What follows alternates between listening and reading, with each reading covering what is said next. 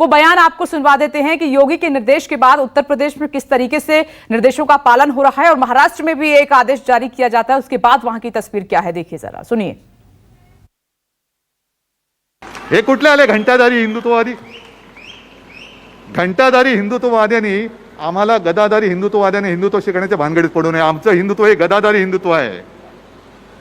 जिकडे हनुमान चालीसा असेल पडा, रामदास स्वामींनी सुद्धा मारुती स्तोत्र लिहून ठेवले, अप्रतिम आहे। भीमरूपी महारुद्रा, ते भीमरूप आणि महारुद्र काय असतं ते शिवसेना जर तुम्ही अंगावर आला तर दाखवायला कमी पडणार नाही, कारण आमचं हिंदुत्व हे हनुमानाच्या गदेसारखं गदाधारी आहे। जिस तरीके से उत्तर प्रदेश सरकार के मुख्यमंत्री योगी आदित्यनाथ जी ने गाइडलाइन जारी किया है कि जो भी मस्जिद धार्मिक स्थलों पे जो भी लाउड स्पीकर लगे हुए हैं उसको कम किया जाए और उसकी तादाद में कमी की जाए। और यहाँ पे तमाम या हमारे शहर की जामा मस्जिद रही हो या शाही मस्जिद हो, तमाम जगह जितनी भी मस्जिद है सब जगह मस्जिदों को इसको पालन किया गया है। प्रभाकर मिश्रा का सीधे मैं रुख करना चाहूंगी। प्रभाकर मिश्रा, इतने दिनों के डिस्कशन के बाद सवाल अब गंभीर ये है कि कानून से देश क्यों नहीं चलता है? आखिर ये जो धर्म पर सियासत हो रही है, ये कलेश क्यों मची हुई है हिंदुस्तान में?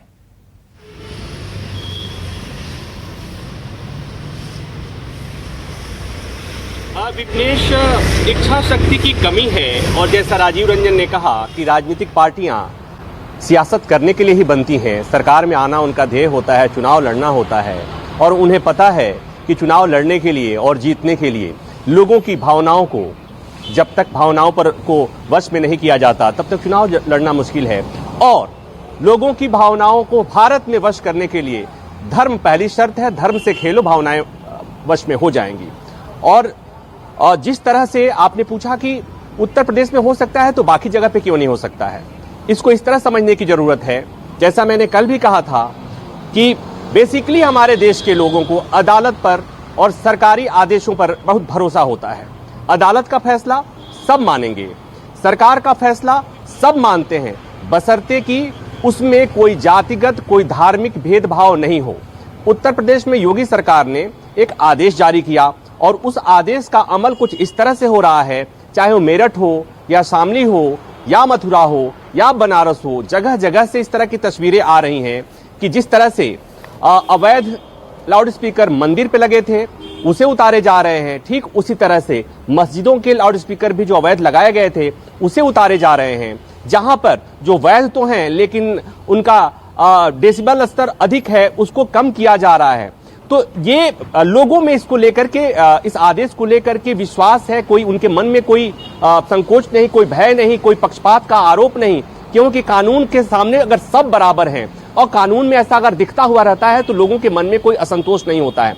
तो ये बात ये इसलिए जरूरी है कि कानून के सामने सब बराबर हैं और कानून अगर इस तरह का दिखता है, इस तरह का अमल होते हुए दिखता है तो लोगों को कोई दिक्कत नहीं होती है। दिक्कत कहाँ होती है विपनेश? दिक्कत तब होती है जब इस तरह का आदेश कोई सरकार नहीं देती, कोई जिलाधिकारी नहीं देता, कोई अदालत नहीं देती। जब इस तरह का आदेश कोई सियासी व्यक्ति देता है और उस आदेश के साथ सड़कों पर उसके लोग उतर जाते हैं, पुलिस प्रशासन मौन होता है, तब दिक्कत होती है। या दिक्कत तब होती है जो बुलडोजर निकलता है, कुछ सेलेक्टिव इलाकों में ही बुलडोजर चलता है, कुछ खास धर्म के, कुछ खास जाति के को निशाना बनाकर उनके अवैध अतिक्रमण पर कार्रवाई होती है, तब सवाल उठता है। तो विपनेश, बड़ी बात यही है कि अगर मनसा है, अगर सरकारें चाहें तो बड़े से बड़े विवाद का समाधान बहुत आसानी से किया जा सकता है। मामला कितना भी संवेदनशील हो, उसे आसानी से उस मामले को हल किया जा सकता है और ये बात उत्तर प्रदेश में होता हुआ दिख रहा है।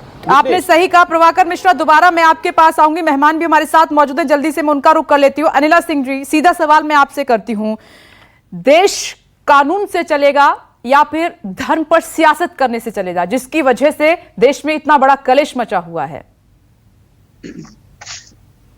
मेरी सबको राम राम।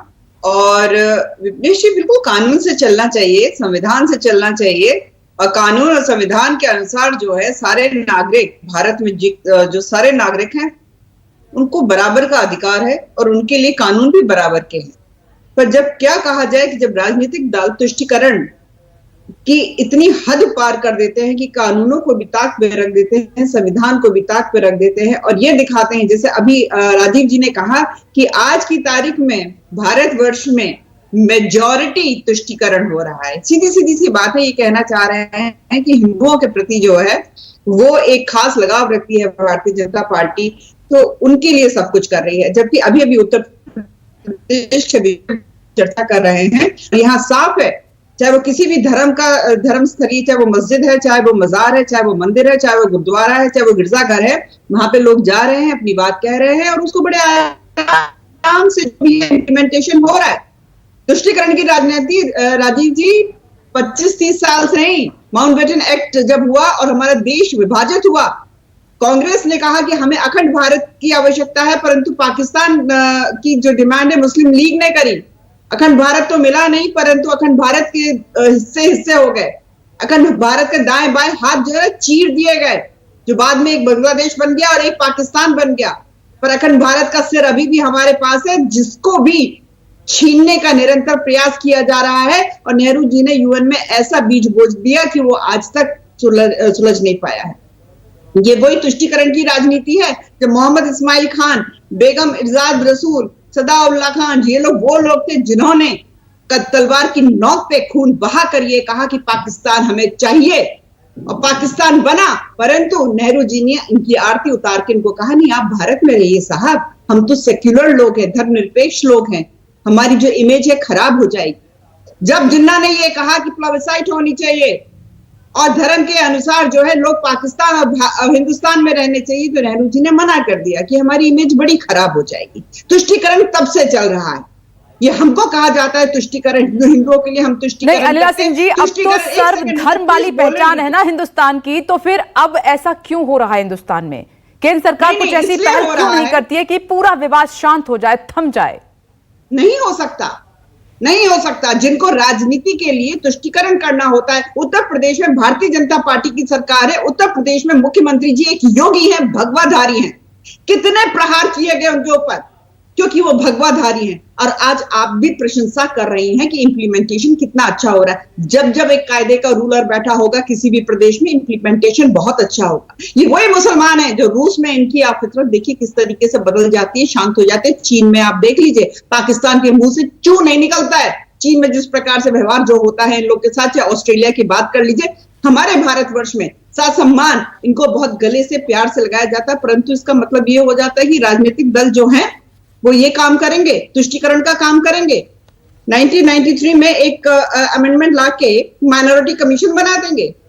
सिख, जैन, बुद्ध, ये बात करें तो सनातन की ही एक ब्रांचेस हैं, उनको अलग कर दिया। अनिला सिंह जी, आपके कुछ नेताओं की स्टेटमेंट आई है, मैं आगे वो पढ़कर आपको बताऊंगी। एक एक रिएक्शन जल्दी से ले लेती हूं। विक्रम सिंह जी, मैं आपके पास आती हूं। जो उत्तर प्रदेश में एक अच्छी तस्वीर दिखाई दे रही है, सीएम के निर्देश का हर कोई पालन कर रहा है, ये महाराष्ट्र में ऐसी तस्वीर क्यों नजर नहीं आ रही है? वहां पर माहौल क्यों खराब हो रहा है?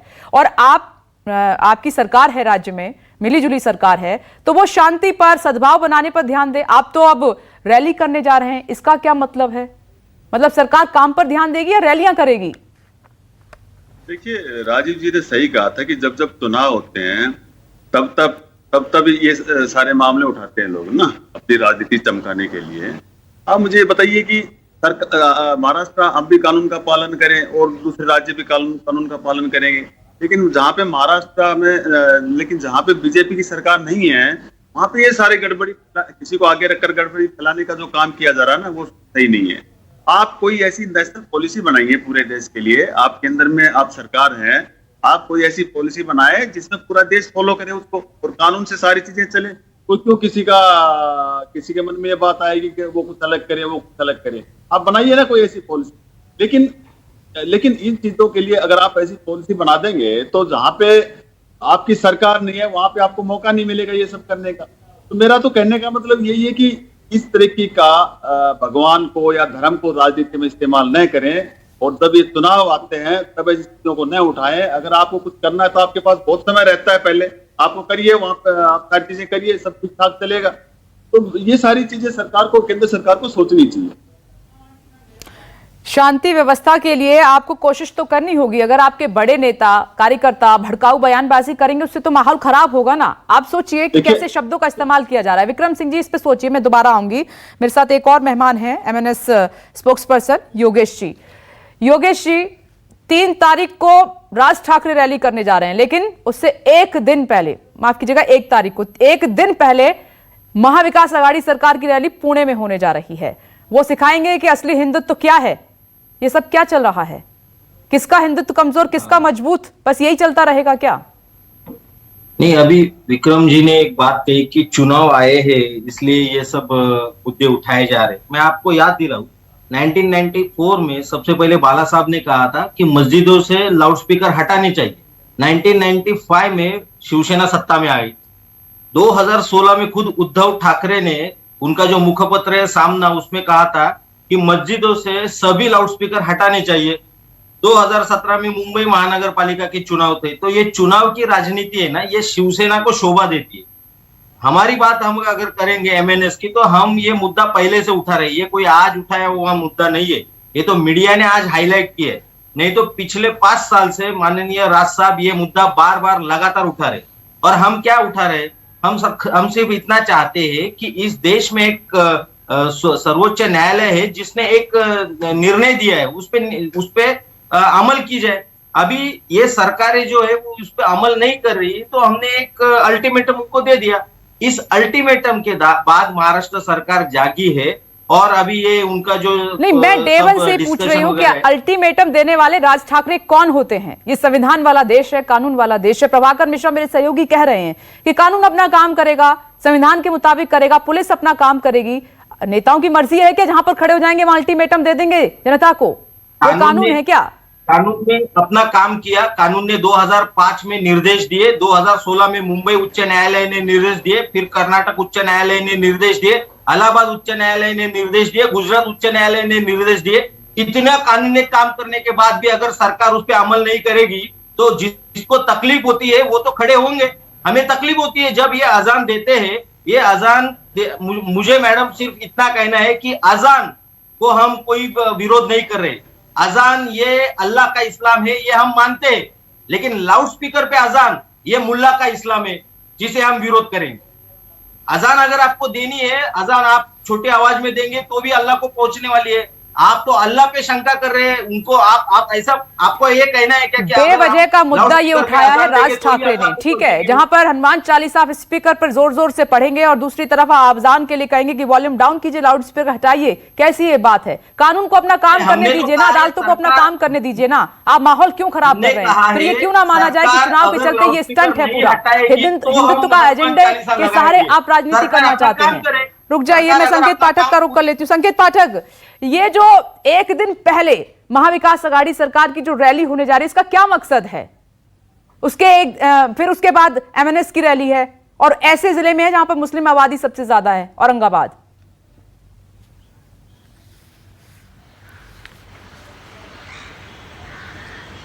बिल्कुल विपनेश, जैसा कि हमारे दोनों सहयोगी बता रहे थे कि मंशा होना सबसे बड़ी चीज है और मुझे नहीं लगता कि महाराष्ट्र में ये विवाद आने वाले दिनों में भी थमने वाला है, क्योंकि आप देखिए कि राज ठाकरे की 1 तारीख को रैली होने वाली है और 30 तारीख को यानी एक दिन पहले पुणे में महाविकास आघाड़ी के जो तमाम बड़े नेता हैं वो एक रैली करने वाले हैं और सीधे सीधे अजान और लाउडस्पीकर और हनुमान चालीसा पर ही बात होगी। आज आपको बताऊं कि सामना में एक खबर छपी है जिसमें साफ तौर से ये लिखा गया है कि महाविकास आघाड़ी सरकार का लाउड स्पीकर 30 तारीख को विपक्ष के ऊपर होगा। यानी सीधे सीधे इस विवाद को और ज्यादा हवा मिलने वाली है, क्योंकि जैसे ही पुणे में रैली होगी उस समय बताया ये जा रहा है कि राज ठाकरे खुद भी पुणे में मौजूद रहेंगे। यानी कि सीधे सीधे महाविकास आघाड़ी की तरफ से एक चेतावनी दी जाएगी और उसका जवाब 1 तारीख को औरंगाबाद में राज ठाकरे देंगे। ये औरंगाबाद आपको बताऊं कि बेहद संवेदनशील जिला माना जाता है महाराष्ट्र का और इसको लेकर तमाम तरह के विवाद भी जुड़े हुए हैं और वहां पर ये रैली होने जा रही है। सबसे ज्यादा मुस्लिम आबादी वहां पर है। हमने आपसे कुछ ही देर पहले खबर दिखाई थी कि उसके पास में ही जालना और धुले के पास हथियारों का जखीरा भी बरामद हुआ है जिसकी जांच की जा रही है। तो कहीं ना कहीं मंशा नहीं है सरकारों की इस विवाद को रोकने की। यही वजह है कि ये विवाद जिस तरीके से यूपी में रुक गया है, जिस तरीके से इंप्लीमेंटेशन यूपी में हो रहा है, वैसा महाराष्ट्र में भी हो सकता है। 2016 में बॉम्बे हाईकोर्ट का आदेश आया था। उस आदेश के पहले महाराष्ट्र सरकार ने ही 4 बार एफिडेविट लगाए थे कोर्ट में और ये कहा था कि वो अवैध लाउड स्पीकर पर कार्रवाई करेंगे। लेकिन आपको बताऊं कि अकेले महाराष्ट्र में 3000 के आसपास अवैध लाउड स्पीकर अभी भी चल रहे हैं, जिसकी जानकारी आरटीआई के जरिए सामने आई है। यानी कि सरकारें इस विवाद को रोकने की किसी भी तरीके से कोशिश नहीं कर रही हैं और मुझे लगता है कि आने वाले दिनों में भी ये विवाद और बढ़ेगा, क्योंकि राज ठाकरे की भी रैली है, महाविकास अघाड़ी की भी रैली है, उसके बाद आप सही कह रहे हैं संकेत पाठक। प्रभाकर मिश्रा, मैं आपके पास आऊंगी, उससे पहले अनिला सिंह जी, विवाद कैसे होता है? देखिए, राजस्थान में एक मंदिर ढाया जाता है, ठीक है, वहां पर आप जन आक्रोश रैली निकालते हैं और राज्यों में ऐसा नहीं होगा जहां पर आपकी सरकार है, जहां एक्शन हो रहा है। अभी हथियार मिले हैं महाराष्ट्र में, आपके नेता कह रहे हैं कि ये तो दंगे फैलाने की साजिश है, राजस्थान से सीधे बिना इन्वेस्टिगेशन के, बिना जांच के ऐसे माहौल खराब होता है, जिसमें आपके भी नेता शामिल हैं। गदाधारी को गधाधारी, बड़े नेता ऐसे शब्दों का इस्तेमाल कर रहे हैं, ऐसे माहौल खराब होता है। ये बताइए, जो तलवारें मिली हैं, ये कोई एक्सपोर्ट करने के लिए तो नहीं मिली कि कोई एक्सपोर्टर है उसने बनवाई है? बिना इन्वेस्टिगेशन कितना बड़ा आरोप कैसे? पुलिस को बोलने दीजिए। पुलिस जो बोलेगी सीधी सी बात समझ में आती है कि एक प्रदेश से जो कि कांग्रेस शासित है, दूसरा प्रदेश जहां पर भी ये महाअघाड़ी सरकार है, जो महापिछाड़ी सरकार वाला सारा काम कर रही है, वहां पर ये जखीरा जा रहा है। तो वही तो मैंने कहा कि कोई एक्सपोर्ट के लिए तो जा नहीं रहा है, इस्तेमाल होने के लिए जा रहा है। जब हमारी यात्राएं निकलती हैं तो पत्थरबाजी होती है। पत्थर कहाँ फेंका जाता है? इनके धर्म में शैतान के ऊपर पत्थर फेंका जाता है। तो जितने काफिर हैं उनके ऊपर पत्थरबाजी करो, और अगर हिंदू आवाज उठाता है तो ये कह दिया जाता है कि भी आवाज क्यों उठा रहे हो? यह तो धर्मनिरपेक्ष देश है। 1976 में धर्मनिरपेक्ष सेक्युलर वर्ड जो है संविधान में डाल दिया गया है। चुप होकर बैठो, पत्थरबाजी होती है, सर फूटते हैं, पेट्रोल बम तुम्हारे ऊपर डाले जाते हैं, तलवारों से काटे जाते हैं, वोट नहीं देते हैं आपको। तुष्टिकरण की अब उत्तर प्रदेश में क्यों नहीं हुआ ये सब? उत्तर प्रदेश में जब यात्राएं निकली तो क्यों नहीं हुआ? सीधी सी बात है, शासक अगर मजबूत होगा ना, तो चाहे वो प्रदेश हो चाहे वो देश हो, ठीक रास्ते पे चलता है। ठीक है, विक्रम सिंह जी जवाब दीजिए। देखिए, अनिला सिंह जी कह रही है कि 76 में 75 में अगर ये डाल दिया तो आप हटा दो ना, आपकी सरकार है, आप बना दो समान कानून, कौन रोक रहा है? आप पूरे देश में लागू करो, सारे झगड़े ही खत्म। और देखिए, ये सारी चीजें कोई कह देता है कि हथियार किसके लिए आए, देखिए इसके लिए कोई, जो लोग कह रहे हो, कोई इन्वेस्टिगेशन एजेंसी नहीं है, ये कानून है, पुलिस है, उनको इंक्वायरी करने दो, अपने आप पता चलेगा कि ये कौन लेके आ रहा है, किस पर्पज पे लेके आ रहा है। तो सारी चीजें साफ होने दो, पहले किसी को आरोप पे बना दो, किसी के ऊपर भी आरोप लगाना ये सही नहीं है। मेरा यही कहना है। इसमें आपके नेता संजय राउत भी सबसे आगे चल रहे हैं, बिना जांच पड़ताल के कुछ भी बोल देते हैं। देखिए, ये लोगों की मंशा ऐसी, आपको ध्यान होगा आपके मीडिया पे ही नीतीश राणे ने ये बोला कि 24 घंटे के लिए पुलिस को हटा दो, हम बताते हैं, हम सीधा करते हैं सबको। जैसे ओवैसी ने बोला था, वही भाषा वो बोल रहे हैं, तो क्या फर्क रह गया? तो गड़बड़ी इनकी तो पूरी तैयारी है करने का। उस चीज को ना आपका मीडिया दिखा रहा, ना बीजेपी वालों ने आज तक उसका खंडन किया है, माफी मांगी उसके लिए। तो ये सारी चीजें आप इनके बोल देखो, किस तरीके से मुख्यमंत्री के लिए क्या भाषा बोल रहे हैं, कोई गदाधारी है बोला। तो ये सारी चीजें इन लोगों को शुरुआत कौन कर रहा है? आप अपनों पर तो पर्दा डाल रहे हैं, अपने गिरेबान में झांक कर नहीं देखता कोई भी नेता, दूसरों पर कीचड़ उछालने में लग जाते हैं। आपके संजय राउत कहते हैं कि थोड़ा सा खून बहा, दिल्ली पहुंच गए राष्ट्रपति शासन लगाने। अरे आपकी राज्य में सरकार है और आप ऐसे शब्दों का इस्तेमाल कर रहे हैं, ये सवाल तो आप पर ही उठना चाहिए। तो सही कहा, मुख्यमंत्री से बात करो, आप मुख्यमंत्री से बात करो इस मामले में। संजय राउत के आप हर सुबह उठ के अगर प्रेस कॉन्फ्रेंस देखेंगे तो उन्होंने गालियां भी दी है मीडिया के सामने। वो खुद एक संपादक है एक न्यूज़पेपर के, फिर भी उन्होंने मीडिया के सामने गालियां दी है। ये कौन सी गाली? क्या सिखाएंगे आप बताओ, जो खुद को भाषा का प्रयोग जिनको मालूम नहीं है, ये भरी प्रेस कॉन्फ्रेंस में लोगों को गालियां देते हैं। अभी मैं वो गाली बता भी नहीं सकता यहाँ पे ऑन एयर। बताओ ना, आप बताओ आप गाली। नहीं, क्यों? मुझे मेरे नहीं, गालियों के लिए कोई जगह नहीं है न्यूज़ 24 के प्लेटफॉर्म पर। आप यहाँ पर माहौल मर्यादा बनाए रखें। प्रभाकर मिश्रा, आखिरी कमेंट आपका, जल्दी से क्विक रिएक्शन चाहूंगी। इन सब नेताओं को सुनकर आप क्या कहना चाहेंगे, जिस तरीके के जवाब आ रहे हैं?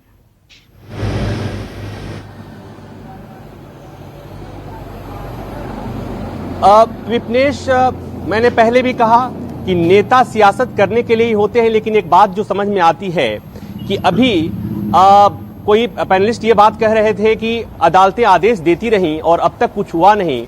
तो मैं तो यही जानता हूं कि इस देश में अदालतों के आदेश का पालन अगर नहीं होता है तो दोबारा अदालत जाने का विकल्प होता है। और मैंने कई मामलों में देखा है कि जब सुप्रीम कोर्ट के आदेश का पालन नहीं होता है तो सुप्रीम कोर्ट में कंटेम्प्ट ऑफ कोर्ट दायर होता है, अवमानना की याचिका दायर होती है, अगर सुप्रीम कोर्ट का आदेश महाराष्ट्र में पालन नहीं हो रहा है, कहीं और पालन नहीं हो रहा है, तो विपक्षी पार्टियों के पास एक फोरम था जहां सुप्रीम कोर्ट में जाते और कहते कि माय लॉर्ड आपके आदेश का पालन नहीं हो रहा है, इसलिए आपको इसमें संबंधित सरकार को नोटिस जारी करिए, संबंधित सरकार को दंडित कीजिए। लेकिन ये एक विडंबना देखिए कि इस मामले में कम से कम सुप्रीम कोर्ट में कोई भी पार्टी ये कहने नहीं गई, इतने दिन से विवाद हो रहा है, कोई भी पार्टी सुप्रीम कोर्ट में ये कहने नहीं गई कि माय लॉर्ड आपके आदेश के अवमानना हो रही है, अवहेलना हो रही है, आपको इसमें संज्ञान लेना चाहिए। बस तो प्रभाकर वजह मिश्रा, एक साफ छोटा है सा ही कि अगर रिएक्शन सुप्रीम में कोर्ट में ले पाऊंगी आपका, क्योंकि वक्त परमिशन नहीं दे रहा है, लेकिन आपने एकदम सही और सटीक बात कही है।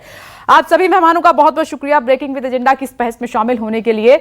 लेकिन सोचिए, एक सरकार के हाथ में है कि राज्य में शांति व्यवस्था बनी रहे, और वो सरकार अगर सियासत करने लगे, उसके नेता ऐसी बयानबाजी करने लगे, तो फिर सोचिए क्या अंजाम होगा। एक छोटा सा ब्रेक, फौरन लौटेंगे। नमस्कार, मैं हूं मानक गुप्ता। अगर आपको हमारा ये वीडियो पसंद आया हो तो इसे लाइक और शेयर जरूर करें, और हां, हमें सब्सक्राइब और फॉलो करना ना भूलें ताकि आप देश और दुनिया की कोई खबर मिस ना करें। तो जुड़े रहिए हमारे साथ और देखते रहिए न्यूज़ 24।